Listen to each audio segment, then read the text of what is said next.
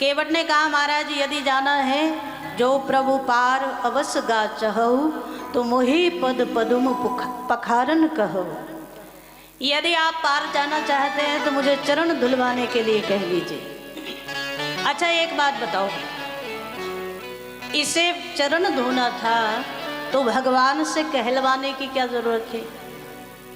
अगर इसकी हट यही थी कि मुझे चरण धोना है तो भगवान जहाँ जहाँ गए, इससे पहले भी बहुत सारे लोगों ने चरण धोए, ये भी धो लेता। लेकिन इसका भाव, इसकी हट है तो यही है कि आप कहेंगे तो धोऊंगा। अब एक क्षण के लिए थोड़ी कल्पना करो, आप किसी के घर जाओ और उससे कहो तेरा बड़ा सौभाग्य तेरे घर हम आए हैं, चल आरती उतार चरण धो हम तेरे घर में आए, तो कैसा लगेगा? कहा महाराज ये शिष्टाचार थोड़ी है, लोग कहेंगे कैसी अशिष्ट बात कर रहे हो। तो भगवान भी आज इसके घाट पर आए हैं और ये कहलवाना चाह रहे हैं कि मेरे चरण धो ले, ये भगवान ही कहे। तो भगवान मौन हो गए। केवट ने कहा महाराज यदि चरण धुलवा लोगे तो आपको सुविधा दे सकता हूँ। तो पूछा क्या सुविधा दोगे? केवट ने कह दिया यदि चरण धुलवा लोगे ना महाराज तो आपको बिना उतराई लिए पार कर दूंगा फ्री में। अब इससे ज़्यादा निस्वार्थ भाव आपको कहीं देखने को नहीं मिलेगा। हम तो महाराज मंदिर भी जाते हैं तो स्वार्थ से जाते हैं, है ना कड़वा सच। मंदिर में भी जाते हैं तो बड़ी बड़ी कामनाएं लेकर जाते हैं, याचना के शब्द ज़्यादा होते हैं, प्रार्थना के कम होते हैं।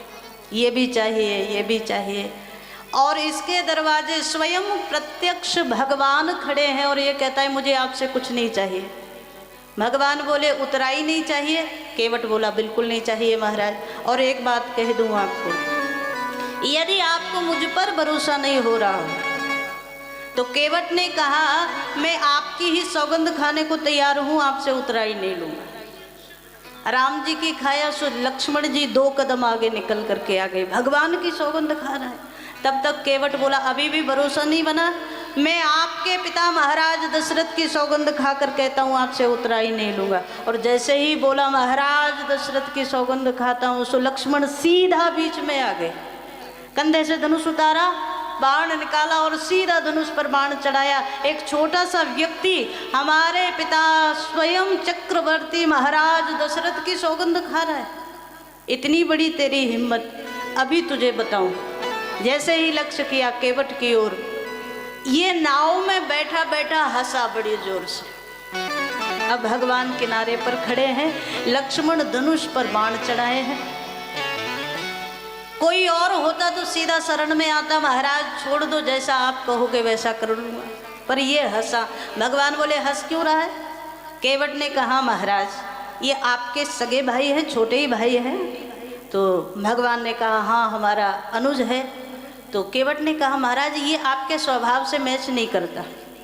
तो भगवान बोले कि क्यों, तुझे ऐसा क्यों लगता है? केवट ने बड़ी सुंदर बात कही महाराज। अच्छा एक बात बताइए, आपके यहाँ परंपराएं कुछ अलग हैं कि जो सब जगह है वही है? तो भगवान बोले जो सब जगह है वही है, अलग क्या है? केवट ने एक बड़ी प्यारी बात कही महाराज, हमारे यहाँ तो ये परंपरा है जो मांगता है वो हाथ जोड़ करके सिर झुका करके मांगता है, पर अगर कोई बिल्कुल गर्दन पर हथियार रख दे तो उसको मांगना कहेंगे कि लूटना कहेंगे? तो भगवान ने कहा क्या मतलब? तो केवट ने कहा महाराज एक और आप मेरे घाट पर आए हो, आप कहते हो मागी नाव, जिस प्रसंग का प्रारंभ ही मांगने शब्द से हुआ, आप नाव मांग रहे हो, और आपका भाई सीधा मुझे बाण दिखा रहा है कि देते हो कि नहीं देते। तो महाराज ये तो लूटना हुआ, मांगना नहीं हुआ, परंपरा गलत हो गई। भगवान ने लक्ष्मण की ओर देखा, लक्ष्मण जी बोले महाराज आप छोटे व्यक्ति को इतनी बड़ाई दे देते हो कि वो सिर पर बैठने को तैयार है, हमारे पिताजी तक बात लेके पहुंच गया, ये बात ठीक नहीं है, आज हम इसे निपटा ही दें बिल्कुल। जैसे ही धनुष पर बाण चढ़ा करके लक्ष्मण खड़े हैं, तब तक केवट एक बड़ी प्यारी बात बोला। केवट ने कहा अच्छा लक्ष्मण भैया आप मुझे मारना चाहते हैं, मार दो कोई दिक्कत नहीं, मरना तो एक ना एक दिन सबको है ही है। पर केवट बड़ा सुंदर बोला, यदि आज आपके हाथ से आपके चलाए बाण से मैं मर जाऊं तो मेरा सब प्रकार से कल्याण हो जाएगा, मुझे कोई समस्या नहीं, मार भी दो। तो लक्ष्मण जी ने पूछा कैसे कल्याण हो जाएगा? केवट ने कहा महाराज सबसे बड़ी बात, मेरे परमात्मा स्वयं भगवान का छोटा भाई लक्ष्मण अपने हाथ से सरकार को प्राणन ते प्रिय बंधु वही मोहि बान ते मारत है। भगवान का प्राण प्रिय भाई मुझे अपने हाथ से मार दे तो मेरा कितना बड़ा कल्याण है। दूसरी बात, मर कहाँ रहा हूँ स्थान का बड़ा महत्व होता है। तो कहा मर कहाँ रहा हूँ, मरता हूँ कहाँ, सुच गंग के तीर शरीर सो प्राण सिधारत है। मरना कहाँ हो रहा है? बोले गंगा जी के घाट पर मरना हो रहा है, जहाँ मरने के बाद भी अस्थियाँ लाकर लोग प्रवाहित करते हैं। और हमारा शास्त्र, हमारा सनातन कहता है कि वो जीव जिसकी अस्थि गंगा में प्रवाहित हो जाए उसका मोक्ष हो गया, कल्याण हो गया। तो केवट तो कहता है मैं तो मरी ही गंगा के किनारे रहा हूँ। तीसरी महत्व की बात, किसके सामने मर रहा हूँ? बोले कई बार कोई मुकदमा हो ना तो आप कहाँ जाते हो? बोले कोर्ट में जाते हैं, वहाँ न्यायाधीश जो बैठे हैं, जज साहब जो बैठे हैं वो आपका क्या अच्छा क्या बुरा वो सब फैसला सुनाते हैं। अच्छा, कभी कोई ऐसी भी घटना हो सकती है कि वहाँ घटना के समय गवाह के रूप में वही न्यायाधीश खड़े हो, तब तो और ज़्यादा आसान हो जाएगा महाराज। आज केवट बोला समूहे किसके सो विनीत सुनो, रघुनाथ सुनाथ निहारत है। सबसे बड़ी बात, जब मेरा मुकदमा आपके दरबार में चलेगा और आप जज बन करके बैठे होंगे तो भगवान के सामने बोल पड़ा कि उस समय गवाही भी आप दे रहे होंगे और मेरा निर्णय, मेरा फैसला भी आप कर रहे होंगे। तो सबसे बड़ा मेरा कल्याण का काम तो ये होगा।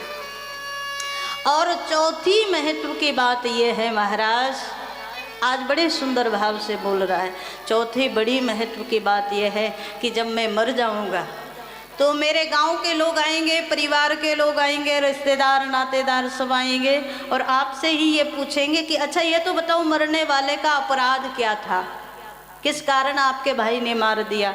तो भगवान से मुस्कुराते हुए बोला महाराज मेरा तो वहाँ भी कल्याण है, आप अपने लिए सोच लीजिए। भगवान बोले क्या मतलब? बोले अपराध यही इस दास को है, प्रभु के पद पद्म पखारत है। जब लोग आके पूछेंगे तो आप उत्तर क्या दोगे? हमारे चरण धोना चाहता था सो हमारे भैया ने मार दिया, सो महाराज बदनामी आपकी होनी है, मेरा कुछ नहीं बिगड़ने वाला। लक्ष्मण जी ने जब इतनी बात सुनी सो लक्ष्मण जी ने जो धनुष पर बाण चढ़ाया था धीरे से उसको ढीला किया और तरकस में वापस रख लिया। भगवान बोले क्या हुआ? लक्ष्मण जी ने कहा महाराज दुनिया में पहला व्यक्ति मिला है जो मारने के भी लायक नहीं, जिसे मैं मार भी नहीं सकता, ये पहला व्यक्ति। लक्ष्मण वो है मानस में जो बड़े बड़े की बोलती बंद कर दे, पर आज गंगा के किनारे केवट के प्रेम के सामने और केवट के हट के सामने लक्ष्मण मौन हुए, मानसकार दर्शन करा रहे। केवट ने स्पष्ट कह दिया महाराज पार ले जाऊंगा तो चरण धोने के बाद ही ले जाऊंगा, भले ही आपका भाई मुझे मार दे, प्राण दे दूंगा, पर वचन नहीं तोड़ूंगा।